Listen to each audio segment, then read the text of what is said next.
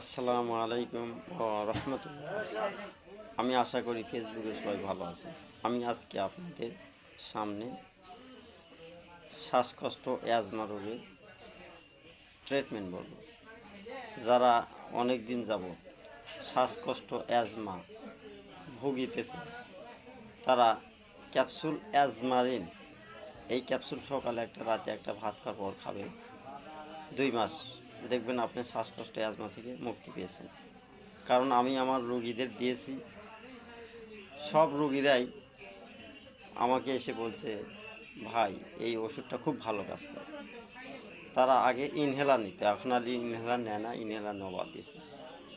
আপনারা অবশ্যই সকালে একটা রাতে একটা ভাত খাওয়ার পর ক্যাপসুল অ্যাজমারিন খাবেন। এই যে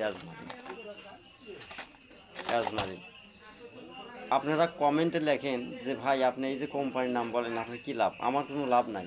আমি রোগীগারে দিয়েছি, বাস্তব প্রমাণ পরীক্ষিত তারা ভালো হয়েছে, তাই আমি এই ভিডিওটা ছাড়লাম।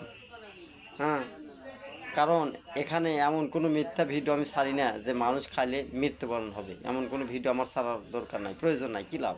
আমি আপনাদের উপকারের জন্য বলছি। যদি আপনাদের ভালো লাগে, শ্বাসকষ্ট অ্যাজমা যারা ভুগতেছেন তারা এই ক্যাপসুলটা অবশ্যই কিনে খায় দেখবেন, 2 মাস অবশ্যই আপনি ভালো হয়ে যাবেন।